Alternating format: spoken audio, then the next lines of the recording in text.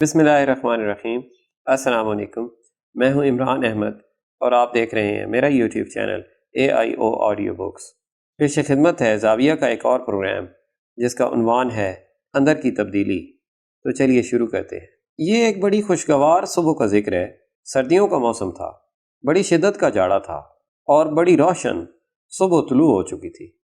ہم ڈیرے پر موجود بابا جی نور والے سے ان سے کچھ باتیں سننے کی آرزو لے کر بیٹھے تھے۔ جب میں آپ سے ڈیرے کا یا بابا کا ذکر کرتا ہوں تو آپ کو سمجھنے میں بڑی دقت ہوتی ہے، اس لیے کہ میں اگر اس کے بجائے یہ کہتا کہ ہم ایک روز انسٹیٹیوٹ آف ہیومن ریلیشن کے لان میں بیٹھے تھے اور ہمارے ڈائریکٹر مسٹر بشکنی ہم کو ریلیٹڈنیس ٹو ہیومن ریس کے بارے میں کچھ بتا رہے تھے تو آپ کو سمجھنے میں غالباً آسانی ہوتی۔ بات یہ ہے کہ الفاظ کی بھی اپنی دنیا ہے۔ پہلے واضح طور پر الفاظ کے معنی ہوتے ہیں، جیسے گل کے معنی پھول ہیں، یا آہن کے معنی لوہا ہیں، یا بال جبریل کے معنی جبریل کے پر ہے۔ لیکن الفاظ کے معنی کے ساتھ ساتھ الفاظ کی اپنی ایک شخصیت بھی ہے، ان کا ایک قد و قامت بھی ہوتا ہے، ان کا ایک مزاج بھی ہوتا ہے، ان کی تلخی بھی ہوتی ہے اور ان میں شفقت بھی ہوتی ہے، اور ان کی ساری ترتیب اور ساری شخصیت جو ہوتی ہے وہ اپنے طور پر پڑھنے والے اور سننے والے پر اپنا اثر چھوڑتی ہے۔ اس لیے ڈیرے کا لفظ اپنے تمام کانوٹیشن کے باوجود ہماری گرفت میں اس لیے نہیں آتا کہ ہم نے دیکھا نہیں، ہم وہاں سے گزرے نہیں، وہ ہمارا کبھی مصرف نہیں رہا، تو ہم وہاں بیٹھے تھے اور اپنے اپنے انداز میں پاکستان کی بہتری اور بھلائی کے لیے کچھ تجاویز پیش کر رہے تھے، کچھ پروگرام بنا رہے تھے۔ وہاں پر مولوی موسیٰ آف دی مسٹری ہوتے تھے، بڑے تیز و ترار اور بڑے دانشور، اور اللہ نے ان کو ایسا ذہن رسا دیا تھا کہ بہت جلد بات کو سمجھ جاتے تھے اور بہت جلد پیش کر دیتے تھے اپنی رائے۔ کونے میں ہمارے ڈاکٹر اشرف صاحب بادام روغن نکال رہے تھے۔ آپ یقین نہیں کریں گے، ڈیرے پر چونکہ لوگوں کا علاج بالغذا ہوتا تھا، غذا دے کر بیماری کا علاج کیا جاتا تھا، اور بابا جی یہ سمجھتے تھے کہ اللہ تعالیٰ نے جتنی بھی غذائیں پیدا کی ہیں، جڑی بوٹیاں پیدا کی ہیں، ان میں سے ہر جڑی بوٹی، ہر غذا، ہر اناج، ہر گوشت کی قسم ایک خاص بیماری کے لیے مفید ہے۔ تو بادام روغن جو نکلتا تھا وہ مشین سے نہیں نکلتا تھا، کیونکہ وہ سمجھتے تھے کہ مشین سے نکالا جائے تو لوہے کے دو پہیوں کے درمیان آ کر ریزیڈیو، کچھ حصہ لوہے کا اس میں شامل ہو جائے گا اور وہ خالص نہیں رہے گا۔ چنانچہ وہاں پر بادام روغن ہاتھ سے نکالا جاتا تھا۔ اچھا، یہ بات جب میں نے پہلی بار سنی تو یقین نہ آیا، یہ کیسے ہو سکتا ہے کہ ایک پہلوان آتا ہے بادام کی گریاں لے کر اور یوں دباتا ہے اور چرر ایک دھار نکلتی ہے، یہ تو ہو ہی نہیں سکتا۔ لیکن وہاں جا کر پتہ چلا کہ وہ بادام کو کوٹتے ہیں، کوٹ کر ایک خاص ٹیمپریچر پر گرم کرتے ہیں، پھر اسے پرات میں رکھتے ہیں اور پرات کا ایک حصہ اونچا کر دیتے ہیں۔ اس طرح ان گرم ہوئے سیدھے باداموں میں سے قطرے ٹپکنے لگتے ہیں خود بخود، اور کچھ ان کو آٹا گوندنے کے انداز میں بعد میں نکالا جاتا ہے۔ وہ تقریباً اتنا ہی نکل آتا ہے جتنا کہ ایک مشین نکالتی ہے، لیکن اس کی رنگت، اس کی خوشبو یقیناً بہت اچھی ہوتی ہے۔ یہ تو میں درمیان میں آپ سے ضمنی بات کر گیا۔ وہاں پر جو رائے پیش کی جا رہی تھی ان میں ہم نے بڑے پروگرام بنائے، جیسے کہ آپ، ہم سب جب بھی مل کر بیٹھتے ہیں پاکستان کے بارے میں فکر مندی کا اظہار کرتے ہیں اور سوچتے ہیں کہ اگر یہ کیا جائے تو بہتر ہوگا، اگر یہ کیا جائے وغیرہ۔ تو بابا جی یہ باتیں سنتے رہے تو انہوں نے کہا انسان کو راستے پر لانے کے صرف دو ہی طریقے ہیں۔ ایک طریقہ تو یہ ہے کہ جو خرابی ہو، جو خطا ہو، جہاں جہاں پر کوئی خامی ہو، جہاں پر کوئی نیگیٹو پوائنٹ ہو، اس کو دور کیا جائے۔ سیاستدان اور حکمران اور جہاں بان یہ سارے اس طرح سے علاج کرتے ہیں کہ جہاں پر کوئی خرابی ہو اسے دور کرنے کے لیے وہاں پہنچا جائے۔ اس کو دور کر سکتے ہیں یا نہیں، یہ اب اللہ کے اختیار میں ہے۔ انبیاء کا طریقہ کار، بابا جی نے کہا، اس سے بالکل مختلف ہے۔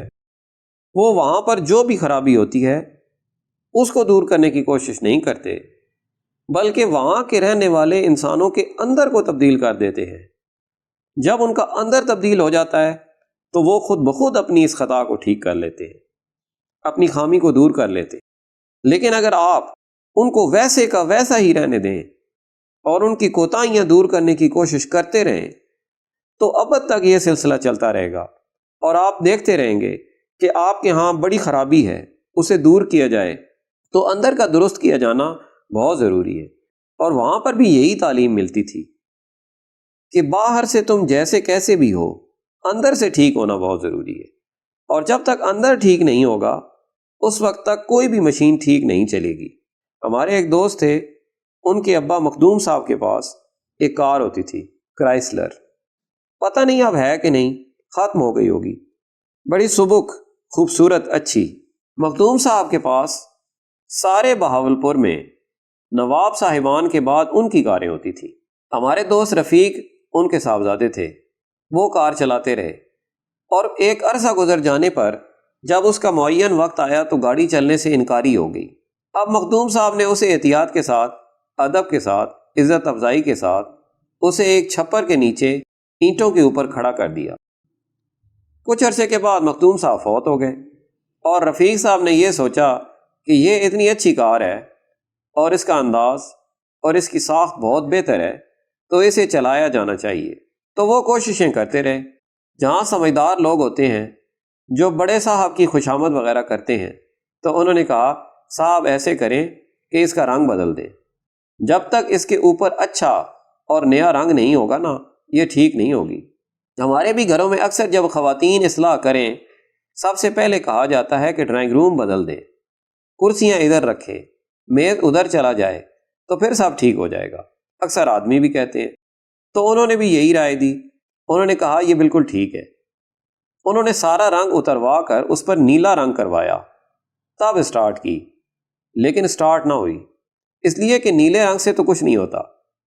وہاں کے ایک پٹواری تھے، انہوں نے کہا کہ کرائسلر کا رنگ نیلا نہیں ہوتا، سٹیل گرے ہوتا ہے، عام طور پر یا کالا ہوتا ہے، تو آپ اگر اس پر سٹیل گرے کریں تو اچھا ہے۔ تو سٹیل گرے کروایا گیا، تو پتہ یہ چلا کہ جب تک اس کا اندر ٹھیک نہیں ہوگا یہ نہیں چلے گی۔ ہماری بھی یہی کیفیت ہے، ہم اپنے اوپر سٹیل گرے رنگ کروا کے گھوم رہے ہیں اور سوچتے ہیں کہ سارے مسائل حل ہو جائیں گے۔ آپ نے دیکھا ہوگا کہ سیاسی جماعتیں آتی ہیں، آتی رہتی ہیں، چلی جاتی ہیں، اور ہر ایک دعویٰ کر کے آتی ہے بڑی راستی سے، نیک نیتی سے، کہ جناب ہم آئیں گے تو تمہاری کایا پلٹ دیں گے۔ اچھا وہ آتے ہیں تو ان کا بھی وہی طریقہ کار ہوتا ہے، اتنا صبر ان میں ہوتا نہیں کہ وہ انبیاء کا راستہ اختیار کر سکیں اور لوگوں کو تبدیل کر سکیں، چھوٹے سے گروہ کو تبدیل کر دیں، نہیں کر سکتے۔ وہ کہتے ہیں چلیے ہم یہ کر دیں گے، یہاں سڑک بنا دیں گے، پل تعمیر کر دیں گے، یہ کوچے آپ کے ٹھیک کر دیں گے، صفائیاں کر دیں گے، لگے رہتے ہیں بیچارے، لیکن ہو نہیں پاتا، کیونکہ وہ گروہ انسانی جو اس کجی کے مقام پر رہتا ہے جب تک وہ ٹھیک نہیں ہوگا اس وقت تک وہ مقام ٹھیک نہیں ہوگا، چاہے کچھ بھی کر لیں۔ اور آدمی کو پتہ نہیں چلتا کہ اس کے اندر کجی کب، کیسے، کیوں واقع ہوتی ہے۔ وہ یہی سمجھتا رہتا ہے کہ میرے ارد گرد کے ماحول کی ساری خرابی ہے، میری کوئی خرابی نہیں، اپنی خرابی پر کوئی غور نہیں کرتا، وہ ساری ذمہ داری دوسروں پر ڈالتا ہے اور کہتا ہے یہ ہونا چاہیے، وہ ہونا چاہیے، حکومت کو چاہیے یہ کریں، ان کو چاہیے وہ کریں، بوٹی مافیا کیوں ہوتا ہے، اس کو ختم کیا جانا چاہیے، فلاں چیز کیوں ہوتی ہے، اس کا ازالہ ہو۔ لیکن اگر بیٹھ کے آدمی کبھی مراقبے کے انداز میں سوچے اور غور کرے اور اپنے سیلف کو جانے اور نکھارنے کی کوشش کرے تو پھر اس کو پتہ چلے گا کہ میرے اگر سیلف کے اوپر کی کنڈی اس مچھلی کو پھنسا لے تو پتہ چلے گا اس کے اندر بہت سی کوتاہیاں اور خامیاں موجود ہیں جو میں اگر دور کر دوں گا جیسے کہ بابے نے کیا تھا تو میرا ماحول ٹھیک ہو جائے گا۔ آدمی کو یقین نہیں آتا، یہ کیسے ہو سکتا ہے کہ میں اپنا آپ ٹھیک کر لوں تو ارد گرد سب کچھ ٹھیک ہو جائے گا۔ میرے پاس ایک بڑا اچھا کلاک تھا پرانی وضع کا، میرے ابا جی کا تھا۔ انہوں نے بڑے شوق سے اپنے بچپن میں اپنے باپ سے کہہ کر یا اپنے دادا سے کہہ کر لیا تھا۔ آبنوس کی لکڑی تھی اور لمبی لٹکن جو تھی پینڈولم اور ہندسے جو تھے وہ رومن ہندسے تھے، جیسے ریلوے اسٹیشنوں پر گھڑیوں میں ہوتے ہیں۔ بالکل کالی سیاہ سوئی اور لگا ہوا وہ گھر میں بڑا اچھا اور خوبصورت دکھائی دیتا ہے، اور اس کا ارتعاش جب وہ گھڑیال بجاتا ہے تو دور دور تک اس کی آواز جاتی ہے۔ اچانک اچھا بھلا چلتا چلاتا وہ کلاک ایک دن رک گیا تو مجھے بڑی تشویش ہوئی اور پریشانی ہوئی۔ میں نے اس کو کھول کے اس کا جو لٹکن تھا، اس کا جو پینڈولم تھا، اس کو ہلایا جو آدمی کیا کرتا ہے، تو وہ چلا۔ تو 7 بجے میں نے ہلایا، 8:15 بجے تک چلا، پھر بند ہو گیا۔ اکثر آپ کو تجربہ ہوا ہوگا۔ پھر مجھے کسی سیانے نے بتایا کہ اس کے اندر کی سوئیاں گھمائیں تو پھر یہ ٹھیک ہوگا۔ تو میں نے پینڈولم کو بھی چلا دیا، سوئیوں کو بھی چھیڑا، وہ بھی چلا، تو بجائے 1 گھنٹہ چلنے کے وہ 2 گھنٹے چل گیا۔ اب سوئیوں کی حرکت سے فرق پڑا لیکن پھر بند ہو گیا۔ تو میں نے اس کو اتار کے بڑی احتیاط کے ساتھ، بڑی محبت کے ساتھ مزید کوشش بھی کی، یا اللہ یہ کیسے ٹھیک ہوگا۔ اس کو پھر میں لے گیا ایک بہت بڑے گھڑی ساز کے پاس جو مار روڈ پر ہے۔ ان کو جا کر میں نے دکھایا۔ انہوں نے دیکھا اور کہا، اشفاق صاحب یہ بہت پیچیدہ کلاک ہے اور یہ پرانے زمانے کا ہے، اور اس کی مشینری جو ہے یہ ہماری سمجھ سے باہر ہے، میں اسے ٹھیک نہیں کر سکتا۔ مجھے افسوس ہے کہ آپ اسے ایک تاریخی چیز سمجھیں اور عجائب گھر کا ایک حصہ بنا لیں، یہ چلے گا نہیں، اسے تو نوادرات ہی سمجھیں۔ میں جب بہت مایوس ہوا اور اس نے میرا اداس چہرہ دیکھا تو اس نے کہا، آپ اسے چھوڑ جائیں، میں اسے دیکھوں گا، شاید اس میں کوئی ایسی صلاحیت ہو کہ خود ہی مجھے بتا دے اپنی طرف سے، ورنہ میرے پاس کوئی کاغذ نہیں ہے، نہ میرے استاد نے مجھے پڑھایا ہے۔ میں اسے چھوڑ آیا۔ دوسرے دن میں شام کو گیا تو اس کی دیوار کے ساتھ لگا ہوا تھا اور کھٹا کھٹ چل رہا تھا۔ اتنی خوشی ہوئی مجھے، تو میں نے کہا، ٹھیک ہو گیا؟ کہنے لگا، جی ہاں۔ میں نے کہا، اب تو نہیں رکے گا؟ کہنے لگا، جی نہیں۔ میں نے کہا کہ آپ تو کہہ رہے تھے پیچیدہ ہے۔ جی ہاں، پیچیدہ بدستور ہے۔ تو میں نے کہا، بڑی مہربانی، بتائیے اس کی کیا اجرت، کتنے پیسے ہوئے؟ کہنے لگا، کوئی پیسہ نہیں۔ میں نے کہا، کیوں؟ آپ کیا فرما رہے ہیں؟ اتنا پیچیدہ کلاک آپ نے ٹھیک کیا ہے، اس کی کوئی اجرت نہیں لے رہے؟ کہنے لگا، دیکھیے میں نے کچھ نہیں کیا، میں نے کھول کے دیکھا تو اس کی گراریوں میں پھوس، کھدڑ، جھاڑو دینے سے جو اڑتا ہے 25 سالوں کا وہ گرد و غبار، وہ سارے پھنسے ہوئے تھے، وہ میں نے صاف کر دیا اور کچھ نہیں کیا۔ حاضرین میں سے سر، پھر بات تو اس دیدہ بینا کی ہے جو انسان اپنی خامی دیکھ سکے۔ اشفاق صاحب، بجا بالکل ٹھیک ہے، وہ بھی آپ کو بتا سکتا ہے، لیکن یہ آپ کے ارادے پر منحصر ہے، آیا کہ آپ اپنی اصلاح کرنے کی خواہش رکھتے ہیں یا نہیں۔ میں اتنی عمر کا آپ سب سے بڑا ہوں عمر میں نے کبھی ایسی خواہش نہیں کی کہ میں تو کہتا ہوں کہ لوگ ٹھیک کریں، لوگ ٹھیک ہو جائیں، میں تو اکثر یہ کہتا رہا، اب جا کے مجھے سمجھ آئی، لیکن اب ٹائم تھوڑا رہ گیا ہے، اب ہم اپنے آپ کو کریکٹ کرنے سے معذور ہوئے ہیں۔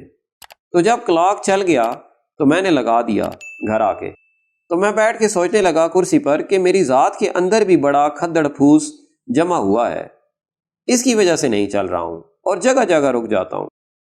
حاضرین میں سے جب ہر بندہ اپنی ذمہ داریوں کو سمجھے تو پھر یہ سارا ہو سکتا ہے، اندر کی صفائی ممکن ہے۔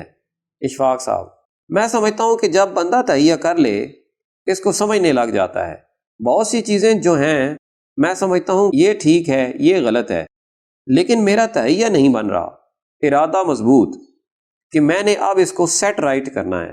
جس طرح ایک جرنیل ہوتا ہے، وہ تو بزن کر کے لشکر میں گھس جاتا ہے، وہ ایک ارادہ اور تہیہ ہوتا ہے نا، ایسا نہیں بنتا۔ حاضرین میں سے مجھے ایک بندے نے کہا، میں اچھا ہونا چاہتا ہوں، اندر کی جون سی گرد ہے اس کو صاف کرنا چاہتا ہوں اور معیت کرنا چاہتا ہوں کسی بھی بزرگ کی، اور میں ڈھونڈ رہا ہوں، تو یہ کہاں تک ٹھیک ہے کہ ڈھونڈنے سے یہ ہوتا ہے، یا پہلے تہیہ تو بندہ کرے۔ اشفاق صاحب، دیکھیں وہ تو صاحب جو ہیں، میں یہ نہیں کہتا خدا نخواستہ کہ جھوٹ کہہ رہے ہیں، ان کو سمجھ نہیں آ رہا اور وہ بیعت کرنے یا کسی آدمی کا ہاتھ پکڑنے سے اپنے آپ کو ٹھیک صحیح کرنا چاہتے ہیں، لیکن ان کے پاس ایسا پروگرام پہلے سے موجود ہے جو ٹھیک راستوں پر ان کو لے جا سکتا ہے۔ مثال کے طور پر میں آپ سے عرض کرتا ہوں کہ ساری زندگی مجھے کبھی یہ الجھن نہیں ہوئی کہ کلام پاک میں کوئی چیز ایسی پیچیدہ ہے جو سمجھ میں نہ آتی ہو۔ میں نے اس کی طرف توجہ نہیں کی۔ میرا دکھ یہ ہے کہ جو چیزیں میری سمجھ میں آ گئی ہیں مجھ سے ان پر عمل نہیں ہوتا، باقی میں دوسری طرف جاتا ہی نہیں۔ مثلا پچھلے 75 برس سے مجھے ایک بات سمجھ میں آئی ہے کہ قولوا للناس حسنا، لوگوں کے ساتھ اچھی بات کرو، اور یہ میری حسرت ہی چلی آ رہی ہے کہ مجھ سے اچھی بات ہو نہیں پاتی۔ غصہ آ جاتا ہے، طبیعت میں انکباس پیدا ہو جاتا ہے، اور طرح کا ایک دم کانٹا تبدیل ہو جاتا ہے۔ تو جب ایک آدمی کا تہیہ ہو جائے کہ میں نے اس راستے سے اس راستے پر جانا ہے، تو اللہ پھر اس کو برکت دیتا ہے، اور پھر وہ آدمی جس کی تلاش میں ہوتا ہے وہ ایک دن خود صبح 5 بجے آ کے اس کے دروازے پر دستک دیتا ہے۔ ڈھونڈنے کی ضرورت پیش نہیں آتی۔ تہیہ ہو تو پھر ہوتا ہے، اگر نہ ہو پھر مشکل ہے۔ پھر آدمی ڈھونڈتا رہتا ہے کہ بتائیں اشفاق صاحب کوئی اچھا سا بابا ہے نا، کیونکہ ابھی اس کا ارادہ نہیں، اس کا صرف پروگرام یہی پوچھنا ہے کہ نارووال کو گاڑی کب جاتی ہے، کہیں جانا ہے، کہے گا میں نے جانا تو نہیں، ایسے ہی پوچھ رہا تھا۔ ہمارے بابے جس کو کہتے ہیں تلاوت الوجود، جب آپ اپنے وجود کی تلاوت شروع کرتے ہیں اور پھر دیکھیں کیا عجیب ٹرم ہے، پھر آپ کو پتہ چلنے لگتا ہے ہم نے تو کبھی کی نہیں، ہم تو اپنے وجود سے ہمیشہ دور رہتے ہیں، اس کو قریب نہیں آنے دیتے۔ آپ کبھی اپنے ساتھ اکیلے بیٹھ کے دیکھیں، 15 منٹ کوٹھڑی بند کر کے، پتہ ہے قید تنہائی سب سے خوفناک سزا ہوتی ہے۔ اپنے ساتھ بیٹھو گے تو بہت سارے سچ آ کر آپ کے سامنے کھڑے ہو جائیں گے۔ آدمی چیخ مارتا ہے، بھاگتا ہے۔ یہ بڑے ارادے اور تہیے والوں کا کام ہوتا ہے جو ایسی بات کرے کہ مجھے اپنے اندر کو ٹھیک کرنے کی ضرورت ہے۔ مجھے یاد ہے کہ نیپولین اعظم جب فریڈرک کی قبر پر گیا تو اس نے دیکھا کہ فریڈرک کی قبر کے اوپر اس کی تلوار لٹک رہی ہے، بڑی روشنی اس پر پڑ رہی ہے۔ اس نے حکم دیا اپنے جرنیل سے کہ تلوار کو اتار کر پیرس کے عجائب گھر کی نظر کر دو، تو وہ تلوار اتاری گئی، اور بعد میں اتار کے نیپولین کے حکم پر اس کو پیرس کے عجائب گھر میں رکھوا دیا گیا۔ بہت بڑے بادشاہ کی یہ تلوار ہے۔ جرنیل نے تلوار اتار کر کہا، جیسا کہ ہم کرتے ہیں خوشامدی انداز میں، کہ سر اگر ایسی تاریخی تلوار مجھ کو ملتی تو میں کبھی اپنے پہلو سے جدا نہ کرتا۔ تو نیپولین نے زور سے اپنی تلوار پر ہاتھ مارا اور کہا، کیا میرے پاس میری تلوار نہیں ہے؟ تو آپ کے پاس آپ کی تلوار ہے، اس لیے جب تک آپ اس تلوار پر ہاتھ مار کے شدت سے نہیں کہیں گے کہ میں اور یہ میری تلوار ہم دونوں ایک ہیں، تو پھر آپ کسی اور طرف نہیں جھانکیں گے۔ تو میں عرض کر رہا تھا، کیا کبھی ایسا ہوا؟ کیا کبھی ایسا ہو سکے گا؟ میں اسلم صاحب سے، جو ہمارے بہت بڑے شاعر ہیں اور اخبار نویس بھی ہیں، ماشاءاللہ اسلم صاحب، کبھی میں اپنے طور پر ایسے سوچتا ہوں کہ ہم لیٹرز ٹو دا ایڈیٹر لکھتے ہیں، اور اس میں اکثر و بیشتر شکایات ہوتی ہیں کہ ہمارے ہاں گند کے ڈھیر پڑے ہیں، توجہ نہیں دی کارپوریشن والوں نے، اور حالانکہ ان کے الیکشن بھی ہو گئے ہیں اور بالکل بیٹھے ہیں اور کچھ نہیں کرتے۔ ہمارے ہاں یہاں سسٹم میں یہ خرابی پیدا ہو گئی ہے، اور ہمارے ہاں یہاں پر نقل بہت بڑھ گئی ہے، وغیرہ وغیرہ۔ کیا کبھی آپ کے نیا خانوں میں یا آپ کے خیال میں یا آپ کی یادداشت میں کبھی کوئی ایسا خط ٹو دا ایڈیٹر لکھا گیا ہے؟ محترمی جناب ایڈیٹر صاحب، السلام علیکم، ہمارے یہاں پر گندگی کے ڈھیر پچھلے 10 ہفتوں سے پڑے ہیں اور ان میں مسلسل اضافہ ہو رہا ہے۔ مہربانی فرما کر اپنے سٹاف میں سے کوئی نیک اور درد مند بندہ بھیجیں جو آ کر ہمارے دلوں کو تبدیل کر دے، اور ہم گند اٹھانے والے کے بجائے خود اس کی صفائی کریں۔ میرے خیال میں ایسا لیٹر کوئی چھپا نہیں کہ ہم درد مندی کے ساتھ کہتے ہیں کہ ہمارے ہاں یہ خرابی پیدا ہو گئی۔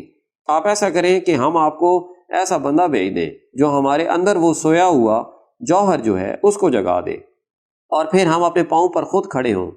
کچھ بھی نہیں ہے یہ امتحان دینا، یہ اسکول میں بیٹھنا، یہ آگے چلنا، یہ صفائی رکھنا۔ اب دیکھیں نا، سرخ بتی پر کھڑا ہونا ہمارے لیے جان کا عذاب بنا رہتا ہے۔ اب ہم چاہیں گے کہ ہم کسی اخبار کے ایڈیٹر کو ضرور خط لکھیں آج کے بعد کہ مہربانی فرما کر کوئی ایسا آدمی ہمارے درمیان بھیجیں جو ہمارے اندر یہ بات پیدا کر دے، جاگزیں کر دے کہ ہم نے سرخ بتی پر کھڑا ہونا ہے۔ بالکل کچھ اسی طرح سے میں کچھ عرض کروں، جیسے کہ بابا جی نے کہا تھا، انبیاء کی تعلیم میں کیا فرق ہے؟ ہم جیسے لوگوں کو جب آپ کے سامنے ہماری کوتاہیاں، خرابیاں آپ کے پاس موجود ہیں، آپ جانتے ہیں، میں جانتا ہوں، لیکن ان کی تعلیم کا اثر کیسا چلا آ رہا ہے؟ ہم اپنی تمام تر خرابیوں کے باوصف، تمام تر کوتاہیوں کے ہوتے ہوئے جب انبیاء کے بتائے ہوئے حکم پر روزہ رکھ لیتے ہیں تو ہم کبھی غسل خانے میں، کوٹھڑی میں جا کر کچھ نہیں کھاتے، حالانکہ سپاہی کھڑا ہوتا ہے، نہ ہی وہاں پر گورنمنٹ کا ڈر ہوتا ہے اور نہ ہی چالان ہونے کا خطرہ ہوتا ہے۔ گرمیوں کے جب روزے آتے ہیں، پیاس سے مر جاتے ہیں، کھپ جاتے ہیں، بری حالت ہو جاتی ہے، غسل خانے میں جا کر 3 مرتبہ نہایا کرتے تھے، لیکن وہاں بڑے مزے سے چلو لگا کر آدمی پانی پی لے، کون دیکھ رہا ہے، کون روک سکتا ہے، لیکن نہیں پیتا۔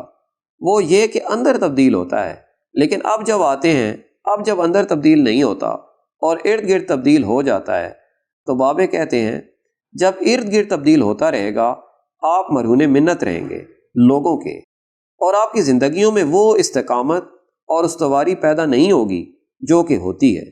تو میں ان سے یہ کہوں گا کہ آئندہ سے ہم ایسے ہی 1-2 لیٹر ٹو دا ایڈیٹر لکھیں۔ ہمارے ہاں ایک رسم پڑنی چاہیے کہ جناب ہم ٹھیک ہونا چاہتے ہیں، جیسا کہ آپ پوچھ رہے تھے کیسے۔ ایک دفعہ کسی بزرگ نے دیکھا کہ بغداد کی دانہ منڈی کے باہر ایک پتھر کے اوپر شیطان بیٹھا رو رہا ہے، تو بزرگ بڑے حیران ہوئے، وہ اس کے قریب گئے اور کہنے لگے ابلیس کیا ہے، تو رو رہا ہے؟ اس نے کہا جی میرا بہت برا حال ہے۔ انہوں نے کہا نہ بھائی تو نہ رو، تمہیں تو اتنے کام بگاڑنے ہیں لوگوں کے، اگر تو ہی رونے لگ گیا تو کیا ہوگا؟ اس نے کہا بابا جی میرا دکھ۔ انہوں نے کہا دکھ کیا ہے؟ کہنے لگا جی میرا دکھ یہ ہے کہ میں اچھا ہونا چاہتا ہوں اور مجھ سے ہوا نہیں جاتا۔ تو یہ تو دکھ ہم سب کا ہے، ہم زور تو لگاتے ہیں، بڑی کمال کی بات ہے۔ اس نے کہا کہ ہم اچھا ہونا چاہتے ہیں، ہوا نہیں جاتا، چاہیے کہ ہم ہونے کی کوشش تو کریں، یہ خواہش تو کریں کہ ہم اچھے ہو جائیں، تو اس سے بڑا فرق پڑ جاتا ہے۔ ہماری بات تو ہوتی رہتی ہے، گفتگو بھی ہوتی رہتی ہے، لیکن ہم روئے کبھی نہیں۔ ابلیس ہم سے بہتر تھا کہ سچ مچ رویا، وہ بازی لے گیا۔ میں یہ سمجھتا ہوں کہ اب اس گفتگو کے بعد ہم ضرور یہ کوشش کریں گے کہ لوٹ کے اپنی ذات تک، صرف اپنی ذات تک، کہ ہم اپنا کلاک جو ہے اس کے اندر جو کھدڑ پھوس پھنس گیا ہے اس کو نکالیں۔ آپ کا بہت بہت شکریہ خواتین و حضرات، اللہ آپ کو آسانیاں عطا فرمائے اور آسانیاں تقسیم کرنے کا شرف عطا فرمائے۔ اللہ حافظ۔